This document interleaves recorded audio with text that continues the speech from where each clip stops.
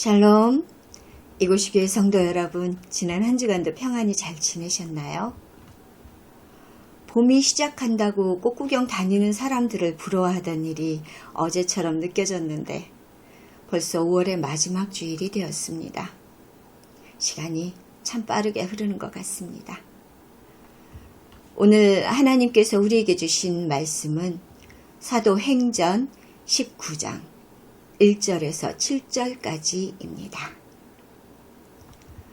오늘은 얼마 전 타계하신 이어령 선생님의 수필집 아들이여 이 산하늘에 담겨있는 한 우화로 말씀을 시작해 보도록 하겠습니다. 어느 한적한 시골 동네에 수염을 길게 기른 할아버지 한 분께서 살고 계셨습니다. 어느 날 그 동네의 작은 꼬마 아이가 할아버지를 신기한 듯 쳐다보며 이렇게 웃습니다. 할아버지는 밤에 주무실 때 수염을 이불 속에 넣고 주무세요? 아니면 이불 밖에 꺼내놓고 주무세요? 아이의 당돌한 질문을 들으신 할아버지께서는 허허 웃으시며 대답을 하셨습니다. 얘야, 나도 내 수염을 어떻게 하고 자는지에 대해 미처 생각해 본 일은 없구나. 오늘 밤 내가 잠을 자고 나서 내일 너에게 말해주도록 하면 어떻겠니? 그렇게 밤이 찾아왔습니다. 그런데 그날 밤 할아버지는 큰 곤란에 처하고 말았습니다. 할아버지께서 잠자리에 드시면서 꼬마의 질문이 생각나서 수염을 이불 속에 넣고 보니 너무 갑갑해지는 게 아니겠습니까? 그래서 다시 이번에는 수염을 이불 밖에 두고 주무시려고 누우니 이번에는 너무 쓸쓸하고 허전하신 겁니다. 결국 할아버지께서는 밤새 한숨도 주무시지 못하게 되었다고 합니다. 오랫동안 수염을 길러오시던 할아버지는 자신의 몸에 붙어있던 수염이었지만 자신이 잠자리에서 수염을 어디에 두고 자는지 알아내지는 못하셨다는 이야기입니다. 이 글을 통해 이어령 교수가 우리에게 어떤 문제를 던졌는지 잘 모르겠습니다. 그러나 우리에게 익숙하고 당연한 듯 여겨졌던 무엇인가에 대해서 우리가 잘 알지 못한 채 그저 습관처럼 지나치는 일상을 살아가고 있는 것은 아닌지 돌아보게 만드는 것은 사실입니다. 어쩌면 우리가 살아가는 일상 속에서 익숙함에 속아서 중요한 무엇인가를 깨닫거나 느끼지 못할 수도 있는 것이니까요. 오늘 본문에 등장하는 배경은 바울의 세 번째 전도 여행 중 도착한 에베소에서 일어났던 사건입니다. 당시 바울은 아볼로가 이전에 사역하였던 지역인 에베소에 머물러 그 사역을 이어가던 중이었습니다. 그곳에서 바울은 복음을 받아들이고 요한이 전한 말을 듣고 세례를 받았다고 하는 한 무리의 사람들을 만납니다. 그들은 에베소에서 예수 그리스도를 증거하던 아볼로를 통해 믿음을 받아들인 것으로 보여집니다. 사실 당시에는 예수 그리스도께서 공생의 사역을 시작하기 전 세례자 요한을 통해 회개하고 세례를 받은 사람들이 상당히 많이 있었기 때문에 그들의 존재가 별로 이상할 것은 아니었습니다. 그러나 바울이 그들을 향해 다음과 같은 질문을 던지면서 이 상황은 반전을 가져오게 됩니다. 본문 9장 1절, 2절을 우리 함께 읽어보도록 하겠습니다. 아볼로가 고린도에 있을 때에 바울이 윗지방으로 다녀 에베소에 와서 어떤 제자들을 만나 이르되 너희가 믿을 때 성령을 받았느냐? 이르되 아니라 우리는 성령이 계심도 듣지 못하였노라. 바울은 아볼로를 통해 믿음을 가진 이들에게 너희가 성령을 받았느냐라는 질문을 합니다. 사실 그가 이런 질문을 하는 이유는 앞서 사도행전 8장에서 일어났던 어떤 사건이 떠올라서였을 겁니다. 우리가 지난주 말씀을 통해서 에티오피아 내시에게 복음을 전하던 빌립을 언급했던 기억이 혹시 나십니까? 그는 예수 그리스도의 명령을 쫓아 사마리아 땅에 주의 복음을 전했고 그 결과 많은 이들이 주를 믿고 세례를 받게 되었습니다. 이 소식을 전해 들은 예루살렘 교회에서는 베드로와 요한을 사마리아 성도들에게 파송했습니다.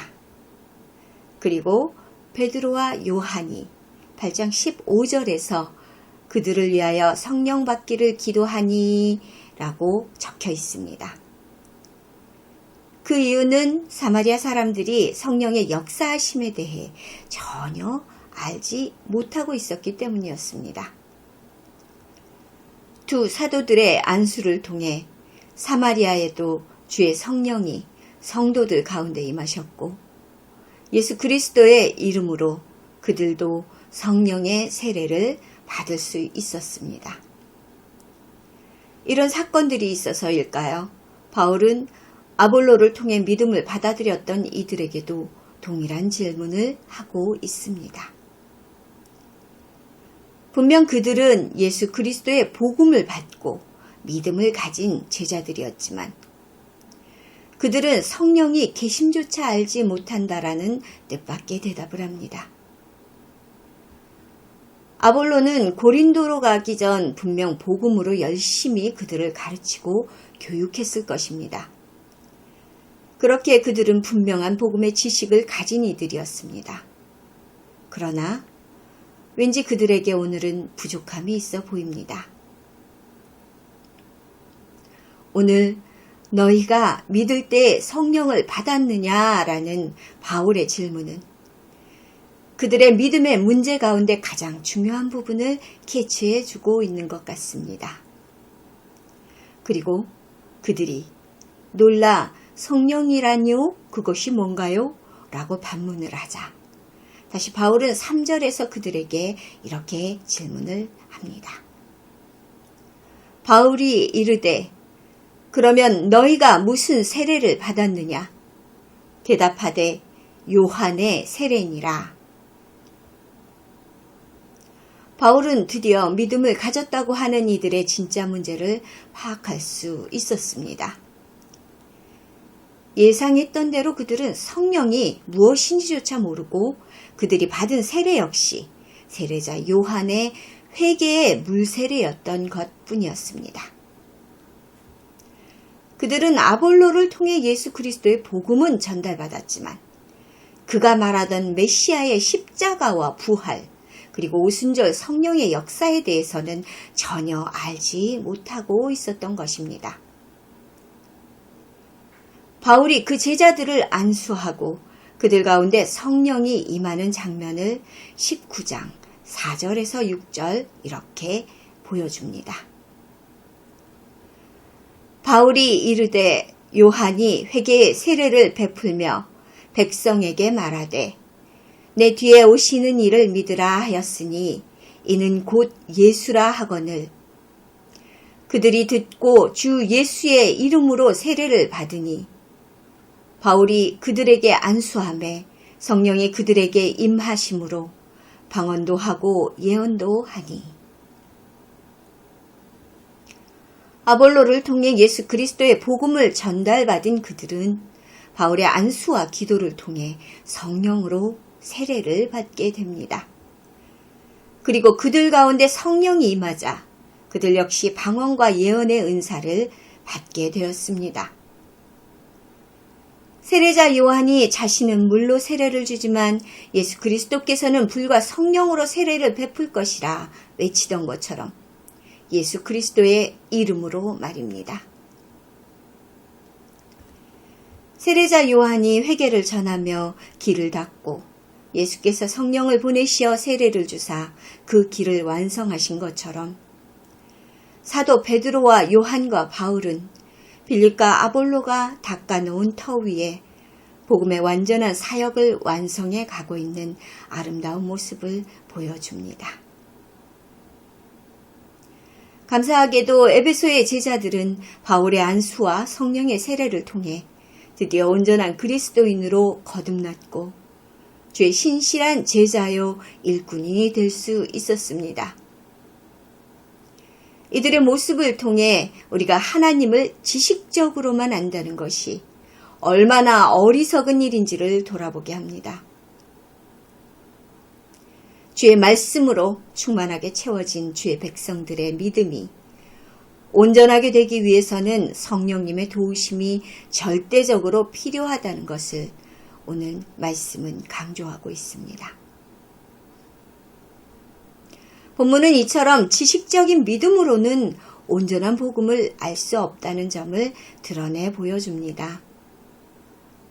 본문 1절에 아볼로가 언급되고 있는데 그 역시 비슷한 경험을 했던 사람이었습니다. 그는 알렉산드리아 출신으로 하나님의 말씀을 바르게 전달하기는 했지만 복음을 온전하게 이해하지 못했던 사람이었던 것 같습니다. 세례 요한을 잘 알고 그를 통해 회개의 세례를 받은 그는 요한이 전한 그리스도 외에 예수 그리스도의 십자가와 죽음, 부활과 승천의 과정에 대해서는 전혀 알지 못했던 것입니다. 그렇기에 오순절 성령의 강림 역시 그는 전혀 모르고 있었습니다. 그러나 성령님께서는 그의 열심을 귀하게 여기셨던 것처럼 보입니다. 브리스길라와 아굴라라는 신실한 주의 종들이 그를 데려다가 복음과 하나님의 길을 자세하게 풀어 가르쳐 주었습니다. 사도행전 18장 25, 26절에는 이 내용이 있습니다. 읽어보도록 하겠습니다. 그가 일찍이 주의 도를 배워 열심으로 예수에 관한 것을 자세히 말하여 가르치나 요한의 세례만 알따름이라. 그가 회당에서 담대히 말하기 시작하거늘 브리스길라와 아굴라가 듣고 데려다가 하나님의 도를 더 정확하게 풀어 이르더라. 브리스길라와 아굴라의 가르침을 통해 그는 성령의 이끄심 가운데 주의 사역을 이어가는 귀한 종으로 변화될 수 있었습니다. 오늘 본문에도 비슷한 일이 반복되는 것을 볼 수 있습니다. 바울이 만난 에베소의 제자들은 온전한 복음을 아직 알지 못했고 아볼로가 그랬던 것처럼 세례자 요한의 세례까지만을 예수 그리스도에 대한 지식으로 알고 있었습니다. 말하자면 그들은 진정한 예수 그리스도의 구속사역을 통해 복음을 전달받지 못했다는 것입니다. 그래서 하나님을 알아가는 배움과 교육이 얼마나 중요한지를 느낄 수 있습니다. 이곳이 교회에서도 수요 사경회를 통해 기독교의 정체성과 하나님의 본질, 성도와 예배와 교회에 대해 가르치고 있습니다. 저는 사실 수요 예배의 필요성을 동의하지 않는 사람입니다. 그러나 우리가 믿는 하나님과 그의 세우신 교회와 성도에 대해서 모르는 것이 얼마나 위험한 일인지를 너무 잘 알고 있기 때문에 수요일 기독교의 교리 등을 교육하고 있습니다. 오늘 아볼로가 그랬고 8장에서 빌립이 그랬고 그들로부터 복음을 전달받은 많은 사람들이 그랬던 것처럼 온전한 복음을 알지 못하면 우리가 섬기는 하나님과 예수 그리스도는 온전한 믿음의 대상이 아니게 되는 것입니다. 누군가를 사랑하고 섬기는데 그 대상에 대해 반만 안다는 것은 그 대상에 대한 사랑도 반쪽에 불과하다는 말이 되는 것입니다. 무엇보다 교회를 이끌어 가시는 성령의 인도하심조차 반쪽짜리 믿음에는 존재하지 않는 것이 분명합니다. 감사하게도 결국 그들은 바울을 통해 브리스길라와 아굴라를 통해 베드로와 요한을 통해 온전한 복음의 소식을 전해 들었고 성령의 세례를 통해 성령님의 풍성한 은사까지 받을 수 있었습니다. 성도에게 온전한 복음의 이해는 아무리 강조하고 반복해서 강조해도 지나치지 않습니다. 그만큼 성령에 대한 이해와 온전한 복음은 아주 중요한 것이기 때문입니다. 또 한 가지 주목할 점은 에베소 제자들이 바울과의 교제에서 보여준 태도입니다. 그들은 바울이 믿을 때 성령을 받았는가? 라는 질문과 어떤 세례를 받았는가? 라는 질문을 하는 과정에서 아주 솔직하게 자신들이 현재 상황을 이야기합니다. 자신들이 잘 모르는 부분을 감추려고도 하지 않고 자신들이 가진 지식에 대한 교만도 보이지 않습니다. 자신들이 잘 모르던 예수 그리스도의 구속 사역과 성령의 강림에 대한 이야기들을 전달받고 그들은 겸손하게 자신들의 부족했던 점을 인정합니다. 그리고 바울이 기도를 통해 자신들의 모자람을 채워주기까지 기꺼이 온전한 복음을 수용하고자 하는 겸손한 태도를 보입니다.